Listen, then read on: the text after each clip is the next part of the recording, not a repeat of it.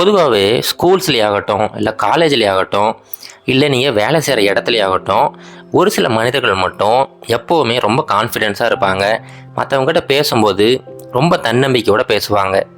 அதை பார்க்குறதுக்கே ரொம்ப வியப்பாக இருக்கும். எப்படி இவங்களால் மட்டும் இதெல்லாம் சாத்தியமாகுது அப்படின்னு சொல்லிட்டு ரொம்ப யோசிச்சுக்கிட்டே இருப்பீங்க. அது எப்படி அப்படிங்கிறத உணர்த்துறதுக்காக ஒரு சின்ன கதை ஒன்று பார்ப்போம். முன்னொரு காலத்தில் ஒரு ஊரில் ஒரு வியாபாரி ஒருத்தர் வாழ்ந்துக்கிட்டு வந்தார். அந்த வியாபாரிக்கு 2 மகன்கள் இருந்தாங்க. இந்த வியாபாரி என்னென்னா உப்பு வியாபாரம் பண்ணிக்கிட்டு இருந்தார். வெளியூர்களிலிருந்து நல்ல தரமான உப்பு மூட்டைகள்லாம் அங்கே இறக்குமதி பண்ணுவார். அதை மற்ற எல்லா கடைகளுக்குமே ஹோல்சேலில் விற்றுக்கிட்டு இருந்தார். இதுதான் அவருடைய முக்கியமான தொழில். இவங்களுடைய குடும்ப தொழில்னு கூட சொல்லலாம். ரொம்ப காலமாக அந்த தொழிலை பண்ணிக்கிட்டே இருக்காங்க. இப்போ என்னென்னா, அந்த 2 மகன்கள் இருக்காங்க பார்த்தீங்களா, 2 பேரும் ரொம்ப வித்தியாசமானவர்களாக இருக்காங்க. அவருடைய மூத்த மகன் அந்த அளவுக்கு யாருக்கிட்டையும் பேச மாட்டான். ரொம்ப கூச்ச சுபாவம் கொண்டவனாக இருந்தான். புதுசாக ஒரு மனிதர்கிட்ட பேசுகிறதுனா கூட ரொம்ப தயக்கத்தோடவே இருந்தான். ஆனால் அவருடைய இளைய மகன் பார்த்தீங்கன்னா எல்லாருக்கிட்டையும் ரொம்ப சகஜமாக பேசுவான். யாருக்கிட்டையும் கூச்சமே பட மாட்டான். ரொம்ப தைரியமாக ரொம்ப தன்னம்பிக்கையோடு அவன் வளர்ந்துக்கிட்டு வந்தான். இப்படியே நாட்கள் கடந்து போய்கிட்டு இருந்துச்சு. இப்போ என்னாச்சுன்னா, அவருடைய மூத்த மகனுக்கு படிப்பில் கூட சரியாக நாட்டம் இல்லாமல் போயிடுச்சு. நல்லா படிச்சுட்டு போனால் கூட பரீட்சையில் போய் எழுதும்போது இந்த பதில் உண்மையிலே சரியாக தான் இருக்குமோ அப்படின்னு சொல்லிட்டு ஒரு விதமான சந்தேகம் அவர் மேலே வர ஆரம்பிச்சிருச்சு. இந்த சந்தேகத்தின் காரணமாக அவரால் எந்த ஒரு பரீட்சையுமே சரியாக எழுதவே முடியறதில்ல. இதனால் அவரால் அவருடைய ஸ்கூலை கூட கம்ப்ளீட் பண்ண முடியலை. இதை பார்த்துக்கிட்டு இருந்த அவங்க அப்பா என்ன பண்ணாருன்னா, சரிப்பா உனக்கு படிப்பு வரலாம் போது, நீ பேசாமல் நம்முடைய கடைக்கு வந்துரு, நம்முடைய தொழிலை பார்த்துக்க அப்படின்னு சொல்லிட்டு அவங்க அப்பா அந்த பையனை கூட்டிகிட்டு போகிறாரு. இப்போ என்னென்னா, அந்த பையனுக்கு இப்போ இன்னும் அதிகமான பயம் வந்துடுச்சு. ஏன்னா அந்த பையன் ரொம்ப கூச்ச சுபாவம் உடையவன். யாருக்கிட்டையும் சரியாக பேசவே மாட்டான். இப்படிப்பட்ட ஒரு மனிதரை ஒரு கடையில் உட்கார வச்சா என்ன ஆகும்? புதுசாக நிறைய ஆட்கள் வருவாங்க, எல்லாருக்கிட்டையும் பேசணும், பழகணும். இதெல்லாம் நினைக்கும் போதே அந்த பையனுக்கு ரொம்ப பயமாயிடுச்சு. அவங்க அப்பா கிட்டே எவ்வளோ சொல்லிக்கிட்டு இருந்தான். ஆனால் அவங்க அப்பா ஒரே ஒரு அதட்டி, நீ இப்போ ஸ்கூலுக்கு போகலை, பேசாமல் தொழிலை கற்றுக்க அப்படின்னு சொல்லிட்டு அந்த பையனை மிரட்டி அவனுடைய தொழிலை கற்றுக்கிறதுக்காக கூட்டிகிட்டு போயிட்டாரு. கொண்டு போய் கடையில் உட்கார வச்சுட்டாங்க. அந்த பையனுக்கு என்ன செய்யறதுனே தெரியல. எல்லா விஷயங்களுமே ரொம்ப பதட்டத்தோடு செய்ய ஆரம்பித்தான். அவங்க அப்பா ஒவ்வொரு முறையும் திட்டிக்கிட்டே இருந்தார். இப்படியே நாட்கள் கடந்து போய்கிட்டே இருந்துச்சு. ஒரு சமயம் என்னாச்சுன்னா, அவங்க அப்பா ஏதோ ஒரு வேலையாக வெளியூர் போயிட்டார்.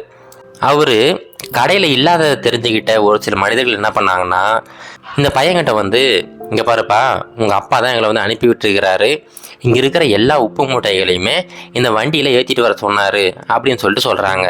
அந்த பையன் ரொம்ப தயங்குறான். இல்லைங்க, எங்கள் அப்பா இருந்தால் தான் சரி வரும், அவர் தான் சொன்னார், எப்படி நம்புறது அப்படிங்கிற மாதிரி யோசிச்சுக்கிட்டு இருக்கிறான். ஆனால் அவனால் எதிர்த்து எந்த ஒரு கேள்வியுமே கேட்க முடியல. சரி, அப்பா சொல்லி விட்டுருக்கிறாரு, ஒருவேளை உண்மையாக கூட இருக்குமோ அப்படின்னு சொல்லிட்டு அவன் யோசிச்சுக்கிட்டே இருக்கும்போது அந்த மனிதர்கள் எல்லா மூட்டைகளுமே அந்த வண்டியில் ஏற்றி வேக வேகமாக எடுத்துகிட்டு கிளம்பிட்டாங்க. இப்போ அந்த கடையே மொத்தமாக காலி ஆகிடுச்சு. அந்த பையன் மட்டும் உட்காந்துக்கிட்டு இருக்கான். சாயங்காலம் நேரம் அவங்க அப்பா ரிட்டர்ன் வராரு. பார்த்தவருக்கு ரொம்ப அதிர்ச்சி ஆகிடுச்சு. என்னப்பா, எங்கள் கடையில் இருந்த பொருட்கள்லாம் எங்கே அப்படின்னு சொல்லிட்டு கேட்குறாரு. அதுக்கு அந்த பையன் சொல்கிறான், அப்பா நீங்கள் சொன்னதை தான் சொல்லி ஒரு சில மனிதர்கள் எல்லா பொருட்களையும் எடுத்துகிட்டு போயிட்டாங்க அப்படின்னு சொல்கிறான். இப்போ அவங்க அப்பாவுக்கு ரொம்ப கோபமாயிடுச்சு. நீ எல்லாம் எதுக்குப்பா உயிர் வாழ்றனே தெரியல, இந்த சின்ன விஷயத்த கூட அவ்வளோ புரிஞ்சுக்க முடியலையா? எல்லாமே திருடர்களாக இருக்காங்க, எல்லாரும் ஒன்றா மொத்த பொருளுமே எடுத்துகிட்டு போயிட்டாங்களே. இப்போ நான் கடன் வாங்கி தான் அந்த பொருட்கள்லாம் வாங்கினேன், இப்போ அந்த கடனை எப்படி அடைக்கிறது, திரும்ப பொருட்களுக்கு காசு எங்கே போகிறது அப்படின்னு சொல்லிட்டு அந்த பையனை கண்ணா பின்னான்னு திட்ட ஆரம்பிச்சிட்டாரு. அந்த பையனால் இது தாங்கிக்கவே முடியலை. பேசாமல் அந்த கடையிலேருந்து எழுந்து நடந்து போக ஆரம்பிச்சிட்டான். அப்படியே போயிரு அப்படிங்கிற மாதிரி அவங்க அப்பா திட்டிக்கிட்டே தான் இருந்தார். அந்த பையன் வேக வேகமாக நடந்து போனான். இப்போ அவன் மனசுக்குள்ளார ஒரு எண்ணம் தோணுது, நம்ம எதுக்கு உயிர் வாழ்கிறோன்னே தெரியலையே, யாருக்குமே பிரயோஜனம் இல்லை, எந்த ஒரு வேலையுமே நம்மளால் சரியாக செய்ய முடியல, பேசாமல் செத்துருவோம் அப்படின்னு சொல்லிட்டு வேக வேகமாக ஒரு ஆறை நோக்கி ஓடிக்கிட்டு இருக்கான். இப்போது அந்த ஆற்றுல தண்ணி ரொம்ப ஆக்ரோஷமாக போய்கிட்டு இருக்கு. சரி குதிப்போம் அப்படின்னு சொல்லிட்டு அந்த ஆற்றுல குதிக்கிறதுக்காக தயாராக நின்றுக்கிட்டு இருக்கான். அந்த சமயம் ஒரு இளம் துறவி ஒருத்தர் இந்த பையனோட கையை பிடிச்சி இழுத்துக்கிட்டு வராரு. இந்த பையன் அந்த துறவியை கத்த ஆரம்பிச்சிட்டான். ஏன் என்னை காப்பாற்றுனீங்க, பேசாமல் என்னை விட்டுடுங்க, நான் போயிடுறேன் அப்படின்னு சொல்லிட்டு ரொம்ப சத்தமாக கத்த ஆரம்பிச்சிட்டான். அந்த துறவி இந்த பையனை உட்கார வச்சு, சொல்லுப்பா என்ன பிரச்சனை, ஏன் இந்த மாதிரி பண்ணிக்கிட்டு இருக்க அப்படின்னு சொல்லிட்டு அந்த பையன்கிட்ட கேட்குறாரு. அதுக்கு அந்த பையன் அவன் வாழ்க்கையில் நடந்த எல்லா விஷயத்தையுமே சொல்கிறான். சொல்லி முடிச்சுட்டு, இதனால தாங்க என்னுடைய வாழ்க்கையை முடிச்சிக்கலான்னு பார்க்குறேன், தயவு செஞ்சு நான் விட்டுடுங்க அப்படின்னு சொல்லிட்டு அந்த பையன் அழ ஆரம்பிச்சிட்டான்.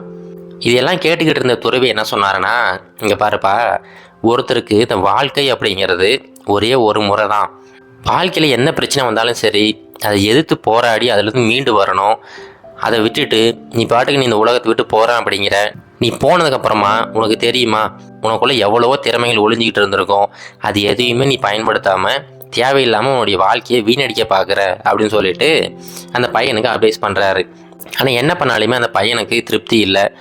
உடனே அந்த துறவி சொல்கிறாரு, சரி வாப்பா, என்னுடைய குருக்கிட்ட கூட்டிகிட்டு போகிறேன், அவர் தான் உனக்கு சரியான ஆள் அப்படின்னு சொல்லிட்டு அவருடைய குருநாதர்கிட்ட கூட்டிகிட்டு போகிறான். அவருடைய குருநாதர் பார்த்தீங்கன்னா ஒரு பெரிய ஆலமரத்துக்கு அடியில் ரொம்ப அமைதியாக உட்காந்துக்கிட்டு இருக்கிறாரு. உடனே அந்த பையன் அவரை பார்த்த உடனே அவர் காலில் விழுந்து அழ ஆரம்பிச்சிட்டான். அந்த குருநாதர் உடனே, ஏன்பா என்னாச்சு, ஏன் அழுதுகிட்டு இருக்க அப்படின்னு சொல்லிட்டு கேட்குறாரு. அதுக்கு அந்த பையன் சொல்கிறான், ஐயா, நீங்கள் தான் என்னுடைய கடைசி நம்பிக்கை. நீங்கள் மட்டும் என்னுடைய வாழ்க்கையோட பிரச்சனைக்கு தீர்வு சொல்லலை அப்படின்னா நான் கண்டிப்பாக இந்த உலகத்தை விட்டு போயிடுவேன் அப்படின்னு சொல்லிட்டு அந்த துறவிகிட்ட சொல்லிக்கிட்டு இருக்கான். உடனே அந்த குருவுமே, சரி சொல்லுப்பா, அவன் பிரச்சனை என்ன அப்படின்னு சொல்லிட்டு கேட்குறாரு. இந்த பையன் மறுபடியும் எல்லா விஷயத்தையுமே சொல்கிறான். எல்லாம் சொல்லி முடிச்சதுக்கப்புறமா அந்த குரு சொல்கிறாரு, இங்கே பாருப்பா, இதெல்லாம் ஒரு பிரச்சனையே கிடையாது. உன்னுடைய பிரச்சனையை சால்வ் பண்ணுறதுக்கு எனக்கு ஒரு 3 நாள் டைம் வேணும். அதுக்கு 3 நாளுக்கு அப்புறமா தான் நான் உன்னுடைய பிரச்சனைக்கு சொல்யூஷன் சொல்ல முடியும். ஆனால் அந்த 3 நாளுக்குள்ளார எனக்கு ஒரு சில வேலைகள் இருக்குது, அதை நீ செஞ்சு கொடுக்கணும் அப்படின்னு சொல்லிட்டு கேட்குறாரு. கண்டிப்பாக செய்கிறேங்கய்யா, எந்த மாதிரி வேலைகள் அப்படின்னு சொல்லிட்டு அந்த பையன் ஆர்வமாக கேட்குறான். உடனே சரிப்பா, நீ காலையில் வா சொல்கிறேன் அப்படின்னு சொல்லிட்டு அவங்க ஆசிரமத்திலே தங்க வச்சுக்கிறாங்க. இப்போ அடுத்த நாள் காலையில் அந்த பையன் ரொம்ப ஆர்வத்தோடு வந்து கேட்டுக்கிட்டு இருக்கான். அதுக்கு குரு சொல்கிறாரு, இங்கே பாருப்பா, இன்றைக்கி காலையிலேருந்து சாயங்காலத்துக்குள்ளார உனக்கு முகம் தெரியாத நபர்கள் இருப்பாங்க பார்த்தியா, இது வரைக்கும் அவங்ககிட்ட நீ பேசியிருக்க கூட மாட்டேன். அந்த மாதிரி நபர்கள் ஒரு 10 பேர்கிட்ட நீ பேசணும். அவங்ககிட்ட பேசி அவங்களுடைய வாழ்க்கை எப்படி போயிட்டுருக்கு, எங்கே வேலை செய்கிறாங்க அப்படிங்கிற மாதிரி கொஞ்சம் டீட்டெயில்ஸ்லாம் நீ கலெக்ட் பண்ணிக்கிட்டு வரணும் அப்படின்னு சொல்லிட்டு ஒரு பேனாவும் பேப்பரும் அந்த பையன்கிட்ட கொடுக்குறாரு. இந்த பையனுக்கு ஒன்றும் புரியலை. ஐயா, இதுதான் என்னால் முடியாத வேலையாச்சே, ஏன் திரும்ப திரும்ப இதே வேலையை கொடுக்குறீங்க அப்படின்னு சொல்லிட்டு ரொம்ப தயங்கிட்டு இருக்கிறான். ஆனால் அந்த குரு வந்து விடுறதா இல்லை. நீ போப்பா, நீ முதல்ல இந்த வேலையை முடிச்சுட்டு வா, அடுத்த வேலை என்னென்னு சொல்கிறேன் அப்படின்னு சொல்லிட்டு அனுப்பி விட்டுட்டாரு. ஸ்டார்ட் பண்ணும்போது கொஞ்சம் தயக்கமாக இருந்தால் கூட ஒவ்வொருத்துக்கிட்டையாக பேசும்போது அந்த பையனுக்கு கொஞ்சம் கொஞ்சமாக அந்த கூச்ச சுபாவமும் குறைய ஆரம்பிச்சிருச்சு. அன்றைக்கி சாயங்காலத்துக்குள்ளே பார்த்தீங்கன்னா நிறைய மனிதர்கள்கிட்ட பேசியிருந்தான். ஒரு சில நண்பர்களை கூட உருவாக்கி வச்சுருந்தான். குருக்கிட்ட வந்துட்டு எல்லா விஷயத்தையும் சொல்கிறான். உடனே குருவுமே சரி போப்பா, நாளைக்கு வா அப்படின்னு சொல்லிட்டு அனுப்பி விட்டுறாரு. மறுபடியும் அடுத்த நாள் காலையில் அந்த பையன் ரொம்ப தயக்கத்தோடு அங்கே வரான். உடனே குரு சொல்கிறாரு, இங்கே பாருப்பா, இந்த குருகுலத்தில் ஒரு சில குழந்தைகள்லாம் இருக்காங்க. அந்த குழந்தைகளுக்கு நீ ஒரு 10 நிமிஷம் பாடம் எடுக்கணும். அந்த பாடம் என்னென்னா, நம்மளுடைய வாழ்க்கையில் தண்ணீரோட பங்களிப்பு என்ன அப்படிங்கிறத ஒரு 10 நிமிஷத்துக்கு சொல்லிக் கொடு அப்படின்னு சொல்லிட்டு சொல்கிறாரு. இந்த பையன் மறுபடியும் சொல்கிறான், ஐயா, எனக்கு சரியானபடி படிப்பே வரலை, நான் ஸ்கூல் கூட ஒழுங்காக போனதில்லை, நான் போய் எப்படி அந்த குழந்தைகளுக்கு சொல்லித்தர முடியும், இது சாத்தியமே இல்லைங்க ஐயா அப்படின்னு சொல்லிட்டு ரொம்ப தயங்குறான். அதுக்கு அவர் சொல்கிறாரு, இங்கே பாருப்பா, நீ ஸ்கூல் போகல அப்படிங்கிறது உனக்கு மட்டும் தான் தெரியும், ஆனால் அந்த குழந்தைகளுக்கு தெரியாது இல்லையா, உனக்கு தெரிஞ்ச விஷயத்த ரொம்ப கம்பீரமாக ரொம்ப தைரியமாக சொல்ல ஆரம்பி அப்படின்னு சொல்லிட்டு அனுப்பி விட்டுறாரு. ரொம்ப தயக்கத்தோடு அங்கே போகிறான். ஒரு 5 பாயிண்ட் வந்து வேக வேகமாக சொல்கிறான்.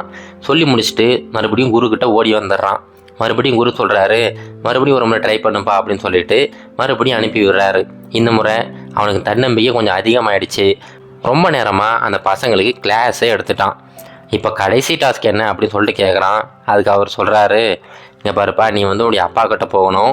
அங்கே போயிட்டு இதுக்கு முன்னாடி செஞ்ச எல்லா தவறுகளுக்குமே மன்னிப்பு கேட்கணும் அப்படின்னு சொல்லிட்டு சொல்கிறாரு. இப்போ அந்த பையனுக்கு தூக்கி வாரி போட்டுருச்சு. என்னங்க ஐயா சொல்கிறீங்க, மறுபடியும் எங்கள் அப்பா கிட்ட போனேன் அப்படின்னா அது எப்படி சரி வரும், அவர் தான் என்னை வந்து எதுக்குமே லாய்க்கில்லை, நீ வந்து உயிரோடு இருக்கிறதுக்கே தகுதி இல்லாதவன் அப்படிங்கிற மாதிரி ரொம்ப கடுமையாக திட்டி நான் அனுப்பி விட்டுட்டாரு. இதுக்கப்புறம் நான் போகிறது சரியில்லைங்க ஐயா அப்படின்னு சொல்லிட்டு அந்த பையன் சொல்கிறான். ஆனால் குரு வந்து கேட்குறதா இல்லை. இல்லைப்பா, இது வந்து கடைசி முயற்சி, நீ போய் உங்கள் அப்பாவை பார்த்துட்டு வா, அதுக்கப்புறமா தான் அந்த சொல்யூஷன் சொல்லுவேன் அப்படின்னு சொல்லிட்டு அனுப்பி விட்டுறாரு. இந்த பையன் ரொம்ப தயக்கத்தோடு அவங்க அப்பாவை போய் சந்திக்கிறான்.